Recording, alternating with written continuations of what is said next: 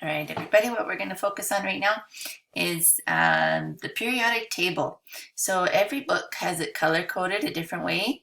The shirt I have on today, okay, is color-coded in rainbow, right?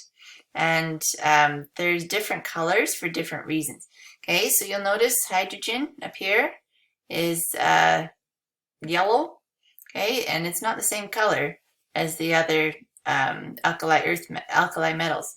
Okay, and the alkali metals here are in blue. Okay, we have metals, and then halogens are red. Orange. Noble gases are red.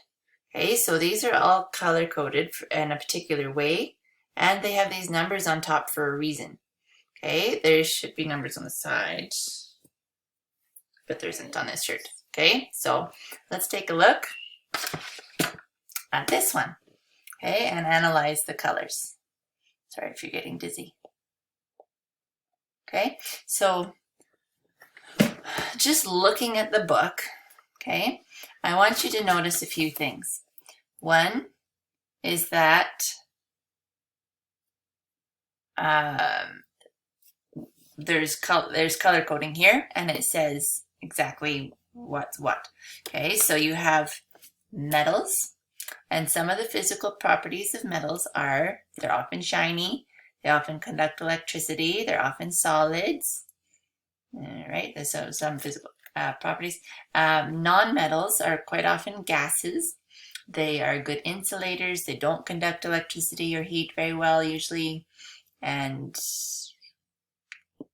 they're non-ductile, you can't make them into wire. Okay, and then this S is natural, and then this NP is synthetic. Okay, so depending on what textbook, this one's kind of older. You have unanilium, unanunium, unanumbium. Okay, there used to be unanoctium. It went all the way up to it's basically filled out now. But these are all synthesized. Okay, so they've got new names now. There's Rutherfordium, named after Rutherford, one of the atomic model guys. Okay, Seaborgium, borium, atomic model, Meitner, that's a girl, yay, Lise Meitner. Okay, and so newer periodic tables have the other new names on them. Like one of them on my shirt is Demetrium, the guy who came up with the periodic table, right? It's about time he got his own name. Roentgenium, Flerovium, Livermorium, and I can't read the other ones, the font's too small. Okay, so those are things. Okay, other things I'd like for you to point out is that these are not here.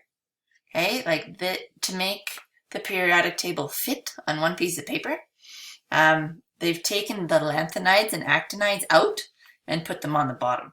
Okay, but they actually go here. So, you know, Control C, Control V. Okay, insert table, right? So this one actually goes there, and this one goes there, and so does the whole row. Okay, so those are special. And these tend to have the more fun names, like Europium, Americium, which is like country ones, Promethium, like the god, ones that are a bit, and Thorium, right, like Thor. Hey, we also have Californium, named after California, right? Einstein, Mendeleev, right? So this guy got his name up here. Nobelium, like Nobel Peace Prize. Lawrencium. I've had students before named Lawrence, and they're like, hey, that one was named after me. Marie Curie did a couple, right? She did polonium, named after Poland. One got named after her, curium. Where did curium go? Some people wonder, do I have to memorize the whole periodic table? No, but it's a good idea. Okay, I don't even know the bottom one's very good, but I know the top one's really good, because those are the ones used the most. Okay, curium must be one of the new ones. And she also found with her husband, I'm sure her husband developed a little bit, right? Radium. Okay, so that was a pretty big deal. So go women in science. So how is this color coded? Okay, we've got green, orange, and purple. Okay, they're keeping it nice and simple for you. So you have metals, non-metals, and metalloids. Okay, so this little blue line is called the staircase, and its job is to separate metals from non-metals. Okay, and that's going to matter when we do ionic and molecular naming. So molecular naming only uses these guys and hydrogen, okay? And ionic naming uses a metal and a nonmetal. Okay, and why do we care? Because the naming rules are different depending on which ones we use. Okay, what else do we need to know? We should know the atomic number and atomic mass. We'll do that in a different time. Okay, and these numbers at the top mean different things. Okay, these are called periods and these are called groups. Okay, so if we wanted to play periodic table battleship, that's pretty fun. Okay, you can play like period 6, group 4, right? So period 6, group 4. And then you put like a little thing on it, you know? And you say, you sunk my battleship. Okay. Or to get familiar with the periodic table, playing periodic table bingo can be pretty fun as well. I should make this a little bigger for you. There. Okay. So that's those things. So what do you need your colors for? Okay, I want you to actually make this periodic table. Okay, it will force you to learn it better. Okay, so put your paper on top of the periodic table. Okay, and if you like doing things perfectly, you can use a ruler. I'm more of a get her done kind of person.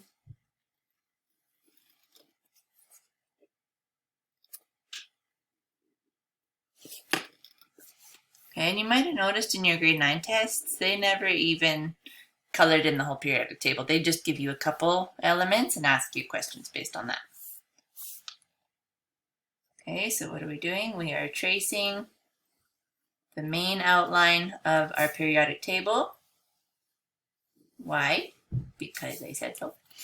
Because there's more to learn than just metals and nonmetals.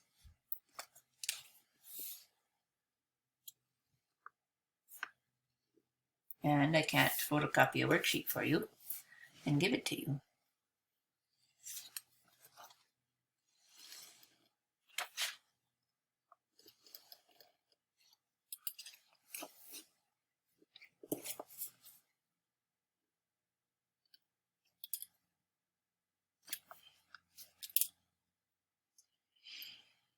All right, so let's get out our pretty markers because we totally have them and put some key details.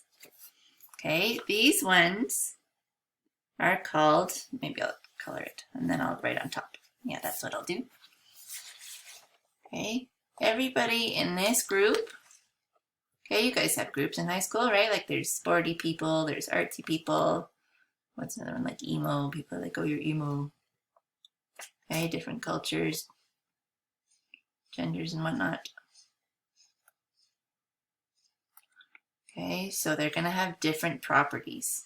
Grade 10s would be a group, right? Grade 10, 11, 12, whether you're in biochem or physics. Okay, so the number for this one, okay, you can peek if you want to. Okay, group 18. I'll push it up so you can see it better. Sure.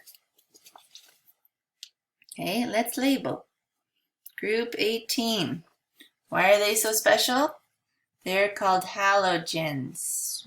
I need a Sharpie. Okay, well, I'll just write it beside. Maybe you should have picked a lighter color.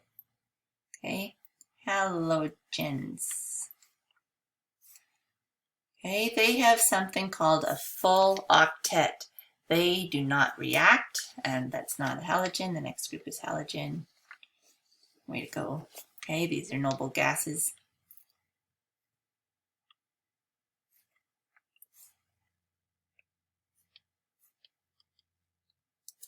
Okay, you know what's really neat about this pen is it erases. It's not the coolest pen you've seen in your whole life. Okay, they don't react with anybody. Okay, you know there's always kids who just kind of do their own thing, right? So what's special about noble gases?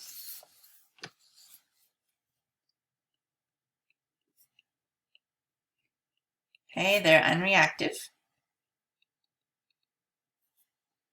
Okay, they're stable.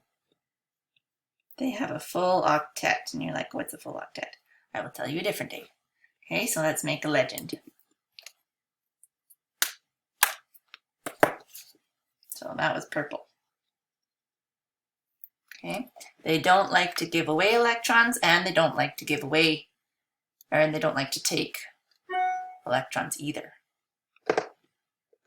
Okay, so they're barely ever in our chemical equations.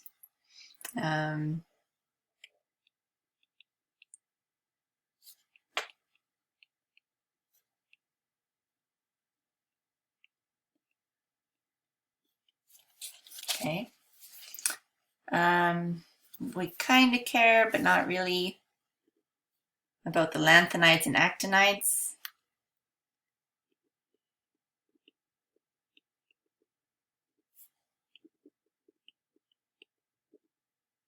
Okay, really the main thing is just to understand that they go here and here.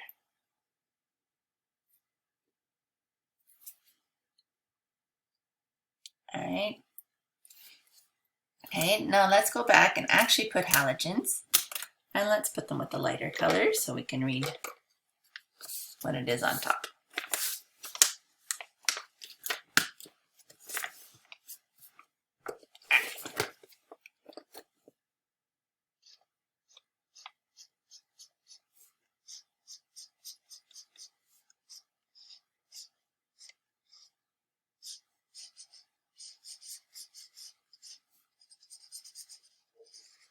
There, beautiful at our art. Okay, let's make a little box while we're here.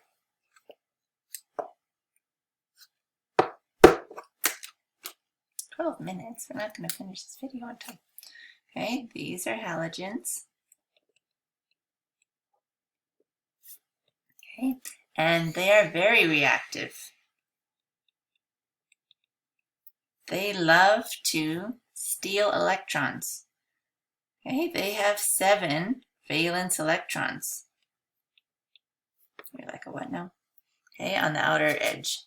They like to take 1 electron. Okay, that means electron. To get a stable octet.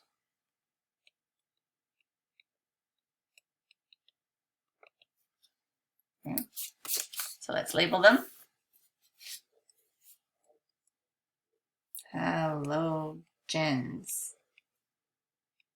Okay, and this is group 17.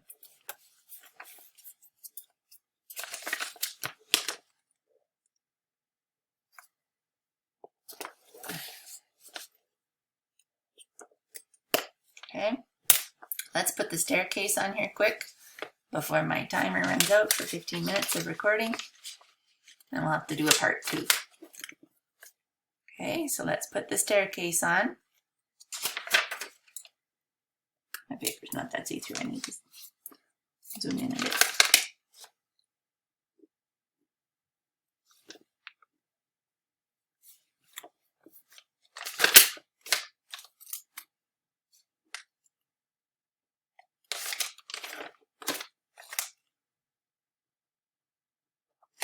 Okay, so let's label this thing. That's the staircase.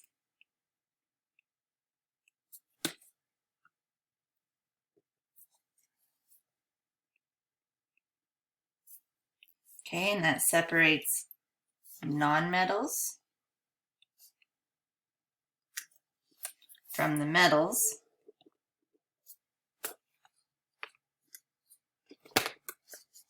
Okay, so all these guys are metals. All these guys are nonmetals. Okay, except there's some that don't really fit, right? So there's always people who are good at sports and good at art, for example. Like if this was the artists and those are the sporty people, there's people who are good at both, right? So they have some similar properties. Okay, so they are this one, this one, this one.